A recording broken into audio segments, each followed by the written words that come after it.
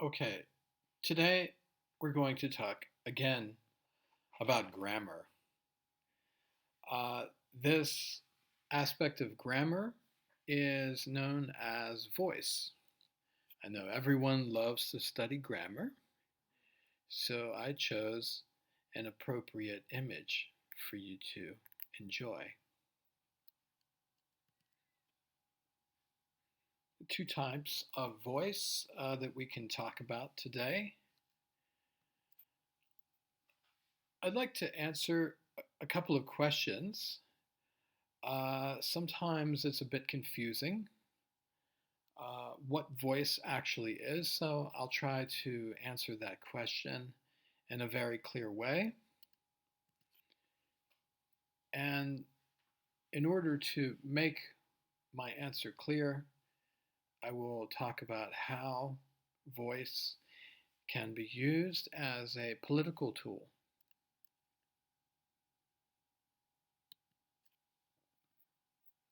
So, the first question we should ask ourselves in a grammar lecture when the subject of voice comes up is a very simple question: what is voice? And I chose this very popular album cover. Probably some of you know it already. I'm sure you've listened to King Crimson before. If you haven't, check it out on YouTube. So, what is voice? Very simply, syntax manipulated for the sake of emphasis. And you know that emphasis is kyocho. Syntax, as you know from previous lectures, refers to the ordering of something. So the syntax we can describe for a simple sentence, declarative sentence in English, the syntax would be something like subject, verb, and object. In Japanese, it would be subject, object, and verb.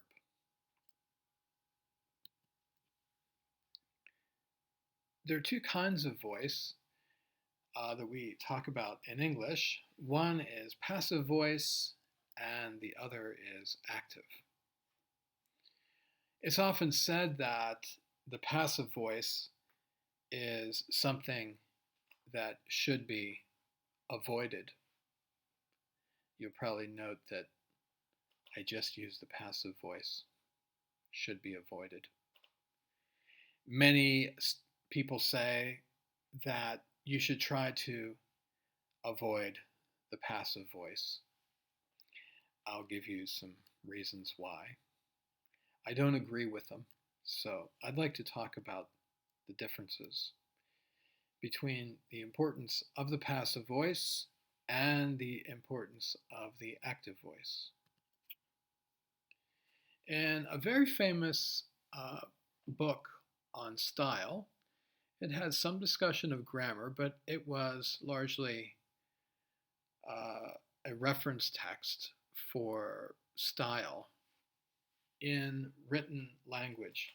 It was developed first by William Strunk, and he was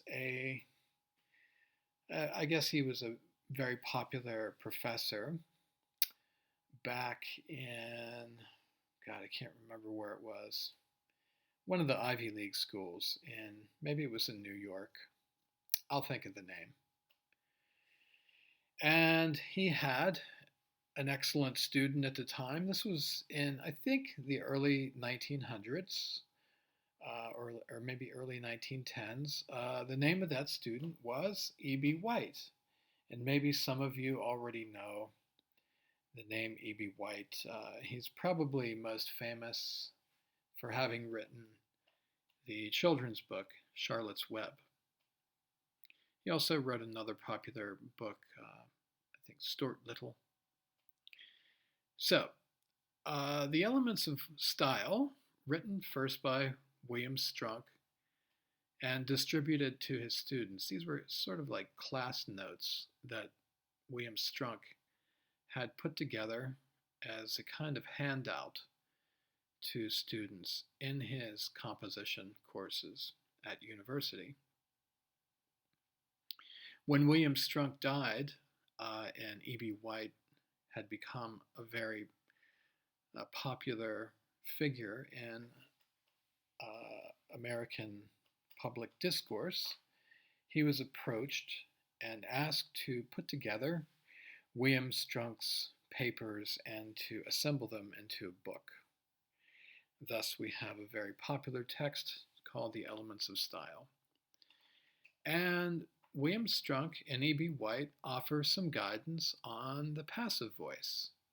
What's interesting is that if you pick up this book and you want to learn about what the passive voice actually is, well, you can't really understand what it is because the Elements of Style doesn't actually give you any details. They simply say, they simply describe what the passive voice is by not describing it.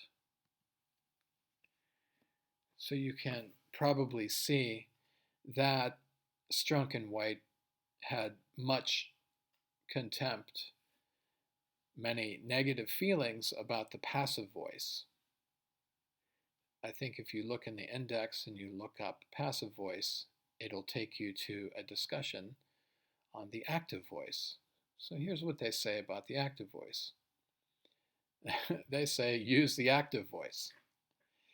The active voice is usually more direct and vigorous than the passive, and they cite the example. I shall always remember my first visit to Boston.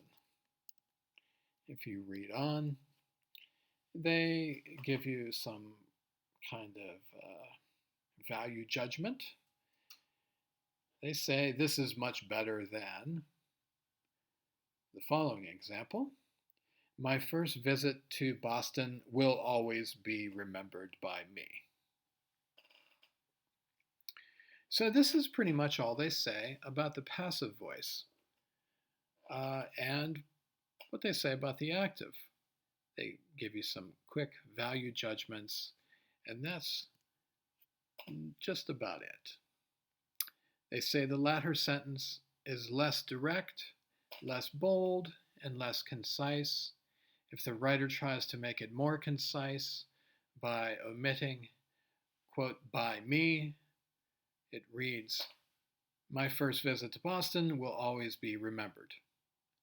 And this becomes kind of indefinite. We have to ask the question, is it the writer or some person, undisclosed, or the world at large, that will always remember this visit? The discussion to me seems a bit unsophisticated. Of course, it's important to know the difference between the active voice and the passive voice because people use these voices, these different modes of speaking and writing all the time. So we should, as writers, understand why we use these different voices and when we should use them with the most effect. So this tradition that I'm referring to is a kind of prescriptive tradition. We say prescriptive. A linguist would say that there are two ways of teaching the language. The teacher might prescribe certain rules for you to follow, whereas other teachers might describe how people use languages in certain situations. I am a more descriptive linguist, so I'm interested in describing for students how people use language in real situations. Nevertheless, there is a long history of prescriptivism. When you go to the doctor and you're feeling ill, The doctor might try to assess why you are feeling ill and then prescribe some kind of medication for you.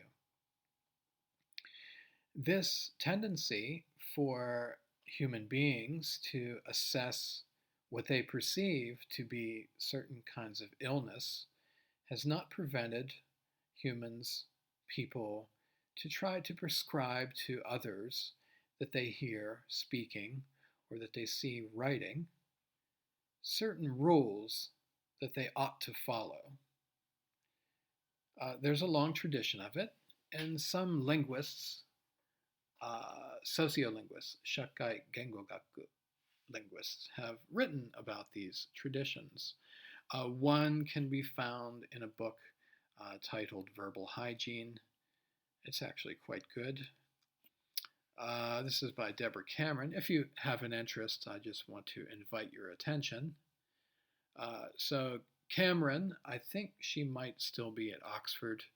She writes about the kind of natural tendencies that people display in trying to clean up the speech that they hear.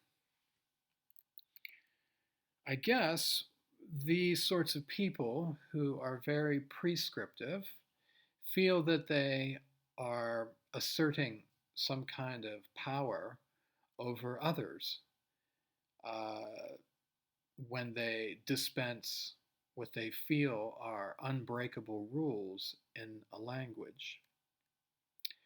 But as you know, human beings are very complex creatures, and we engage with many different kinds of people, with many different levels of language, in many different situations. So what we do, actually, in real life, is we always switch code. We do code switching from one group of speakers to another group of speakers at one time or another time in various places where we find ourselves speaking or writing. There's another really interesting book written by Dwight Bollinger. I believe this is from 1980. I think he was at Harvard. It's an interesting title, Language, the Loaded Weapon. It's kind of interesting book too. If you're interested in these areas of study in sociolinguistics.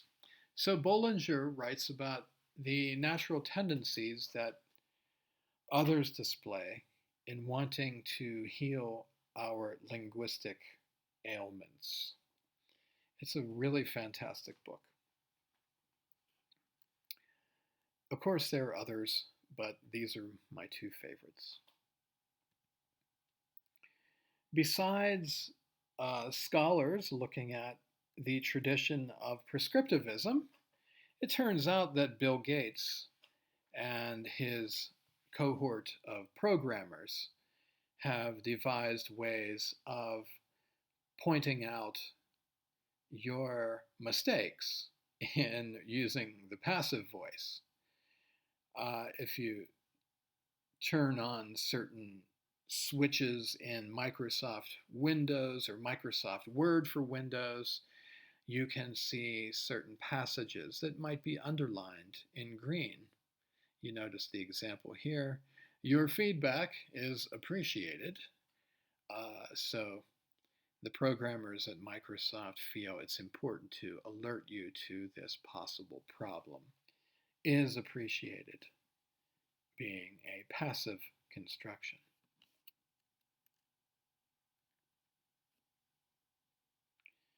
So the passive and the active. Examples. Mistakes were made. Ordinarily, I would just leave this question hanging in the air for somebody to answer.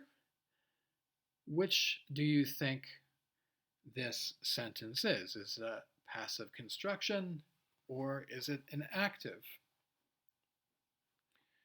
Well, when you ask this kind of question, what you're asking about really is emphasis. What is being emphasized in this sentence? In other words, what word is sitting in the subject slot of the sentence? Well, probably it's easy to discern already, but mistakes is the subject. And you know that people make mistakes. So when you have the receiver of an action sitting in the subject slot of the sentence, you have a passive construction. That is, I am trying to highlight or emphasize not the doer of something, but the receiver of something. And when I want to highlight the receiver, I put the receiver of an action into the subject position. Notice that the subject is mistakes. It's not important for me to tell you, my readers, who made the mistakes. I merely want to emphasize that mistakes were made. I could, however, say, alternatively, that Elmo made mistakes. Of course, the alternative here is in the active voice, because the subject, Elmo, is the doer of an action, and that action is making mistakes. Elmo made mistakes. So my attention in the second example is drawn to the subject, Elmo. And I see clearly that Elmo did something. But not so in the first example. My attention is drawn to the receiver of the action, make. I'll give you some more examples. It is easy to see from press conference that Elmo is to blame for the Cookie Monster's pathetic slide into depression and episodes of cookie bitching. I wouldn't blame Elmo entirely, but probably Sesame Street producers are probably more to blame for the Cookie Monster's depression. You probably remember that time in history when the Cookie Monster was much more popular than Elmo. I do remember Elmo just suddenly appearing one day and taking the starring role away from the Cookie Monster.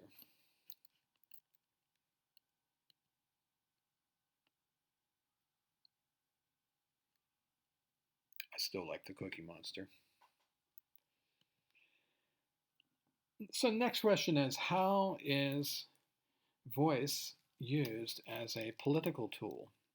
Here we see if you're not familiar with this person, a very famous political tool in America. I'm not sure if he still has his own TV show, but he was at one time a very famous political tool. Of course, I'm trying to make a joke here because voice is something that we can use to hide the truth, to obscure, to camouflage the truth about what someone did.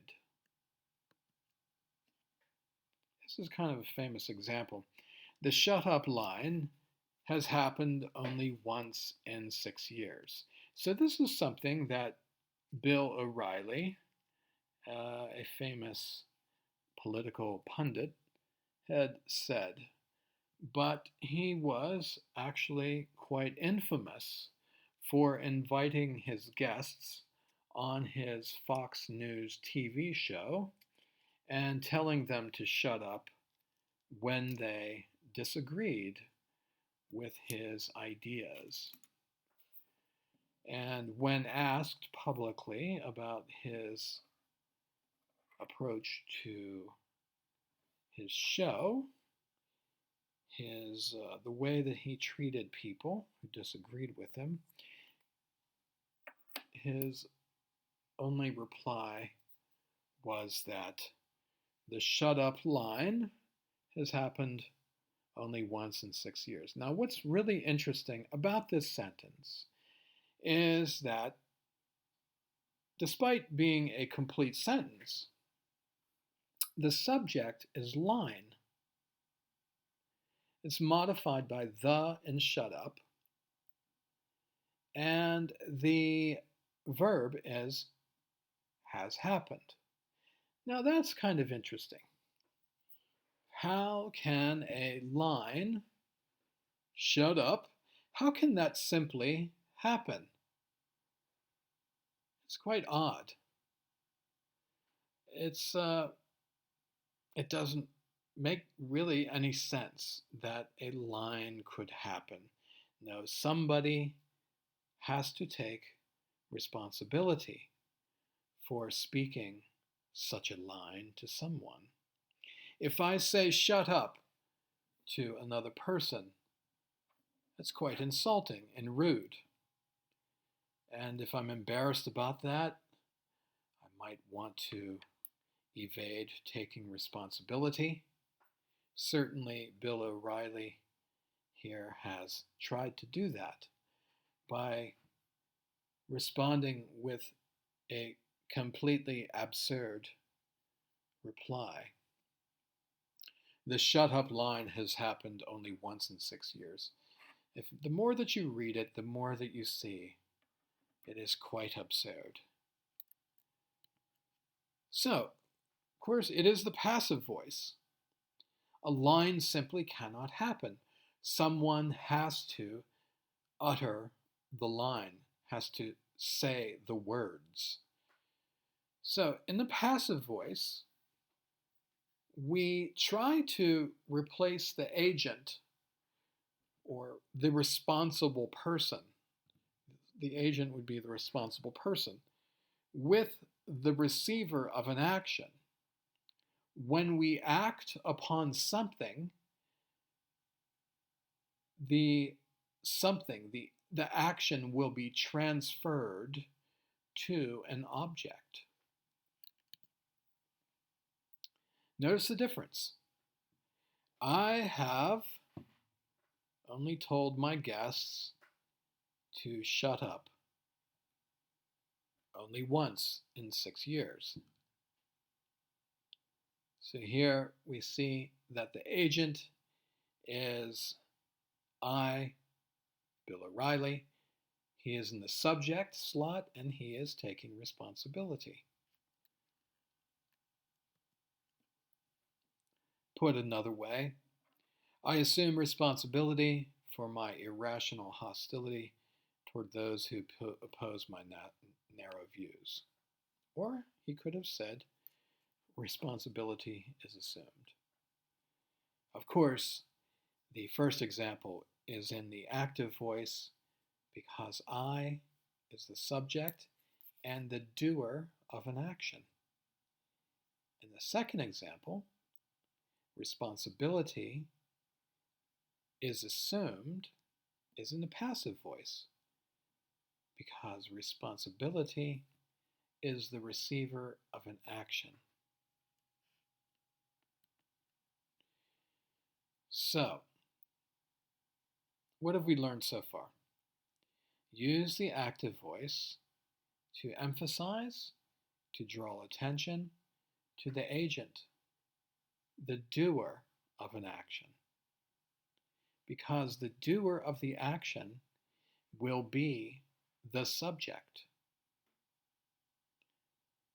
Alternatively, use the passive voice to shift the emphasis away from, obscure, or to even eliminate the agent, because you want You want not to emphasize the agent, but you want to emphasize the object, the receiver of the action. Here's some more examples. Look at this photograph and I can describe it. What could I say about it? Well, in the active voice, I can say that the dog bit the boy. Notice that the dog is the subject. It is the doer of an action. And that action is bit. And what is receiving the action is the boy. So I want to draw your attention to the subject of the action here, the doer of the action. I use the active voice.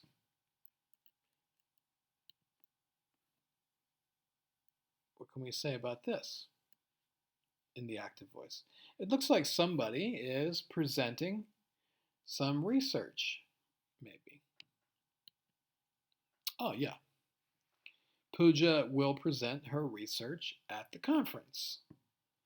Okay, so here we have, again, an active voice sentence. We see that in the subject slot is a doer of an action. The doer is Pooja, she is the subject, and our attention is attracted to the subject, the doer, and the verb is will present.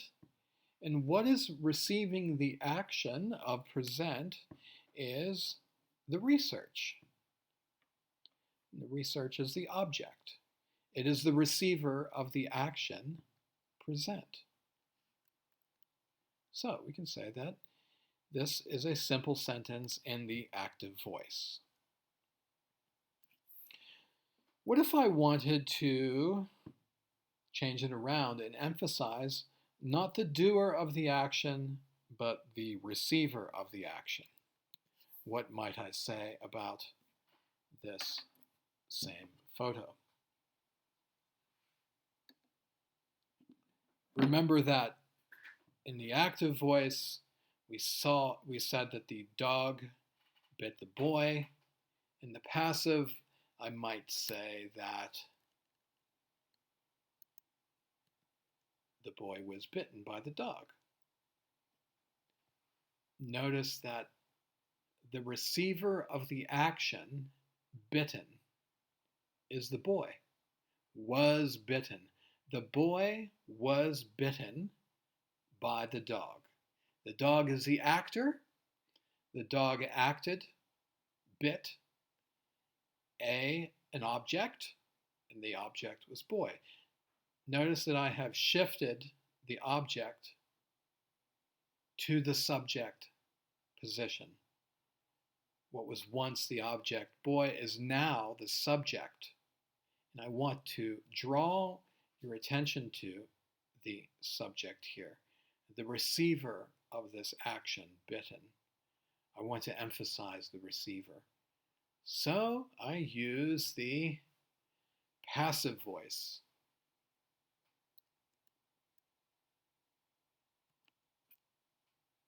What about Pooja and her research? Pooja will present her research at the conference. That was the active voice. What was receiving the action of present was the research. That was the object. But what if I want to emphasize the receiver of the action? The receiver.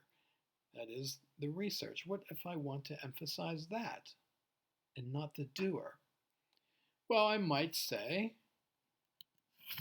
research will be presented by Pooja at the conference. Notice that research is now the subject. And since it is the subject, my attention is attracted to the subject. Will be presented is the verb. Notice that by puja, puja is now an object of the preposition by. So here we have research will be presented by puja at the conference is definitely the passive voice. Another one here. 8 threw the ball to 80. Is that the active voice or the passive voice? What do you guys think?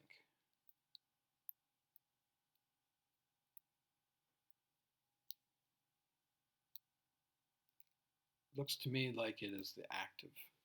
I would say the active because number 8 threw the ball, applied some action to a ball. So the receiver of the action is the ball, and the receiver of the ball is number 80. So definitely the active voice. I can switch it around to the passive. I can say that the ball was thrown to 80. By whom? I can say the ball was thrown to 80 by 8. So the ball is now the subject. And my intention is to draw your attention to the subject here. I want to emphasize that the ball was thrown. Not who threw the ball, but the fact that a ball was thrown. So that covers active and passive, but we can sometimes use active and passive in somewhat strange ways. When we have somewhat longer sentences, we can sometimes mix the voices, and the effect is a bit strange. I'll show you some examples. Okay, so here is a photo of me at my favorite izakaya from, I think it was maybe 1995. You can tell I was a little bit chubby back then. I had a kind of poor posture, and I like to wear big fluffy sweatshirts. Okay. Many customers at the restaurant thought the sushi was awful, but it was ordered anyway. Okay, so here in this sentence we have two clauses.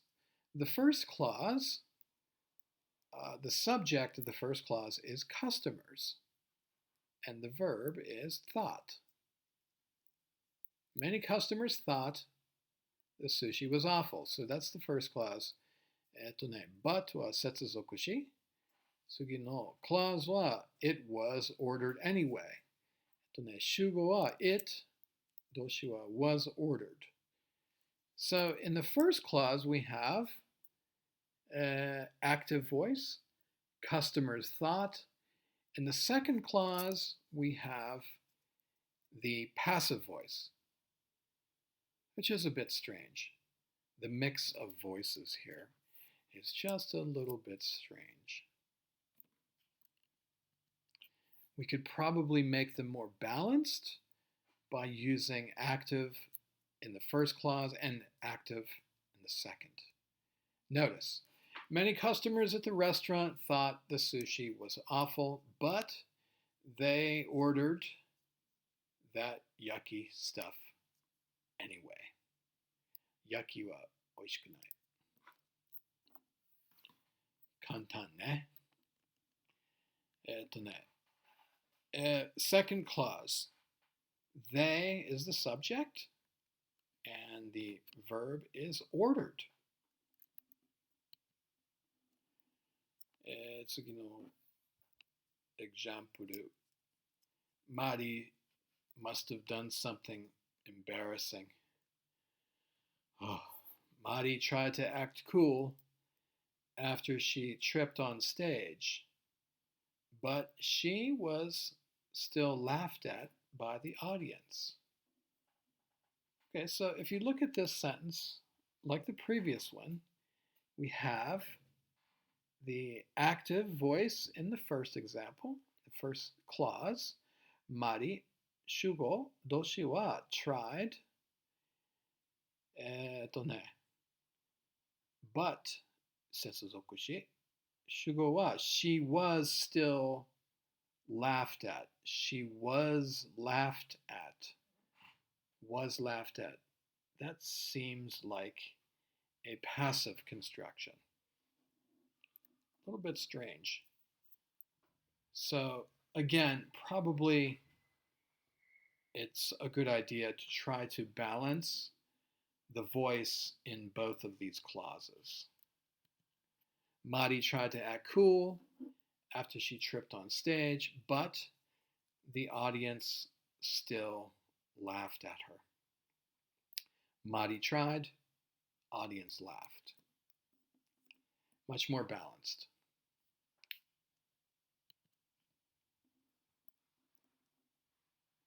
Okay, so what I'd like to do is maybe move on to the handout.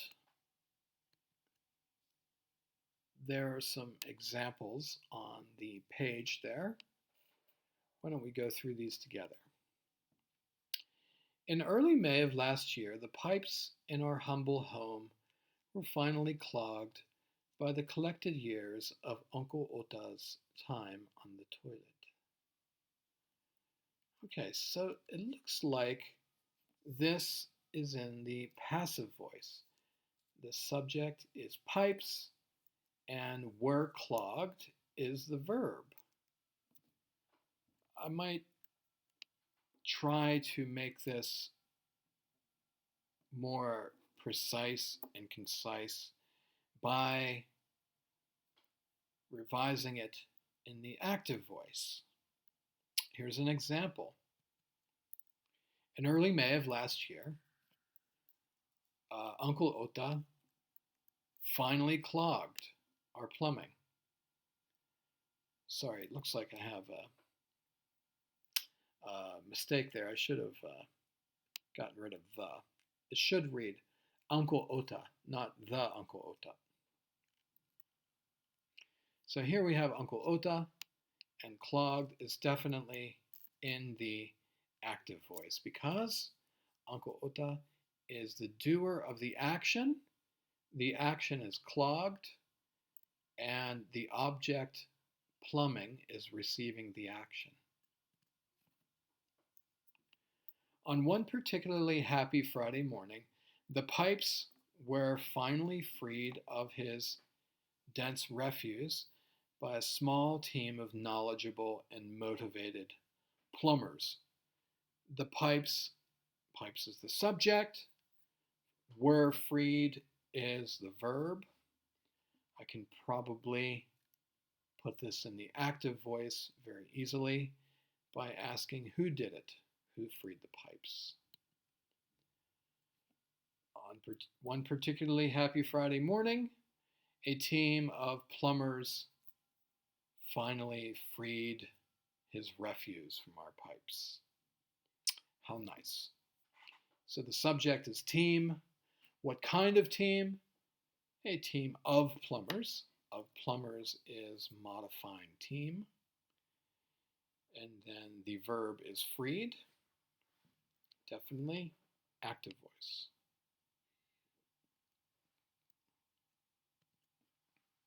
Number 3.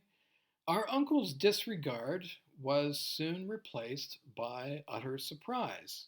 That's interesting. I wonder who was surprised.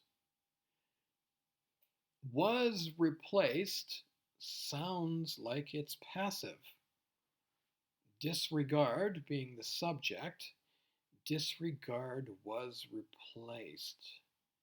How can we put that in the active voice? Well, we could say, surprise overwhelmed our discourteous uncle. Maybe it was our uncle who was surprised.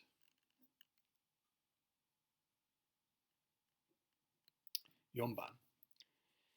Because of the high costs in assessing the sanitary dilemma and correcting it, we were sued by our landlord. The subject is we. The verb is were sued. The question is, who sued whom?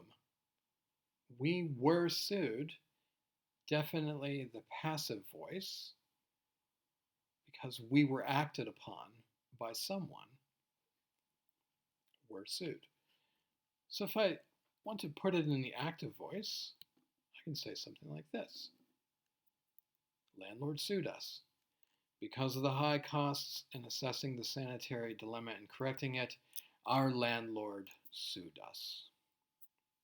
So the subject now is the doer of the action, not the receiver. Notice here, the we is the receiver of the action. The action is sued. But notice here that the doer of the action is now the subject. Landlord sued us. Us is the receiver of the action. So us is the object. Number 5, the old pipes, which had been torn out of the basement by the expert plumbers, were later examined by our angry landlord, who insisted that we repay him for the costs. Okay, so the subject of the sentence is pipes, and the verb is were examined. Pipes were examined. So the question is, who examined the pipes? Who insisted? Probably the landlord did. Our angry landlord, who later examined the pipes, insisted that we repay him. So the subject sentence now draws our attention to the subject landlord. The landlord is the doer of the action, and the action is insisted.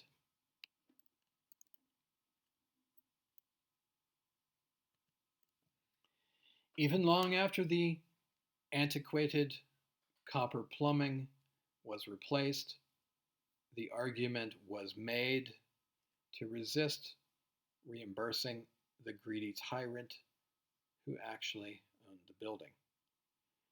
So here we have the argument is the subject, was made is the verb, but it's unclear who made the argument. We don't know. We only see our attention going to the subject argument, which is being emphasized. We can guess, though. Even after the old plumbing was replaced, we argued about whether we should pay the greedy landlord. Pretty nice. If you have any questions or comments, any concerns about active and passive voice, please don't hesitate to get a hold of us and ask away. In the meantime, try out the handout we've passed out for you on passive and active.